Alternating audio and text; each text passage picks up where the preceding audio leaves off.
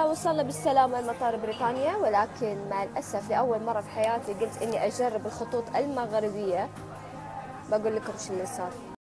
طبعا غير الخدمة البط في مطار كذا وغيره، جينا هنا الصدمة الكبيرة إن ما لقينا الشنط، والصدمة يعني شنطنا ضايعة.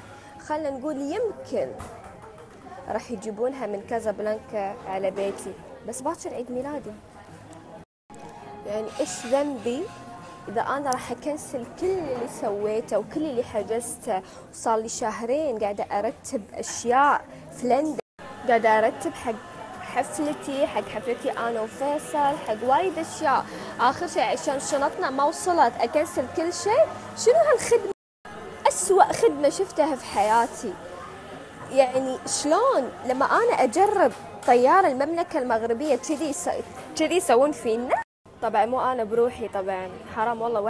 واحده عزت علي مسكينه قاعده تبكي تقول له حرام اليوم انا عندي اجتماع اوراقي كلها لو ما سويت انا اتمنى اي احد يشتغل في مطار كازابلانكا او في الخطوط الملكيه المغربيه انه يشوف حل حق هالاشياء هذه اللي قاعده تصير مع المسافر. يعني قلنا شوي نسوي قيمه حق الخطوط بس مع الاسف ما تستاهلون، والله ما تستاهلون. يعني انا صريحه، يعني الكل يعرف انه انا عيد ميلادي باكر 16/9. صراحة والله انا اطالب تعويض نفسيا وماديا ووايد اشياء صراحة. والحمد لله وصلنا البيت مع اني حدي معصبة جد انصدمت من الخطوط المغربية.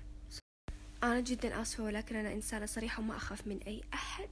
قبل كان صار معي مشكلة مع الاتحاد تكلمت، والحين مع الخطوط المغربية وراح اتكلم. فأنا يمكن إنسانة من المليون أو من المليونين اللي صاير معاهم هالمشكلة، بس ما قدروا يتكلمون. أنا جيت وتكلمت وراح أتكلم. بس في الأخير أبي أقول شغلة، أنا تكلمت عن طيران المغرب وليست المغرب بلادي وأعشقها، وأنا طبعا كمواطنة المفروض أني أرفع صوتي وأتكلم عن أي شيء يضر بلادي وما تقش بلادي.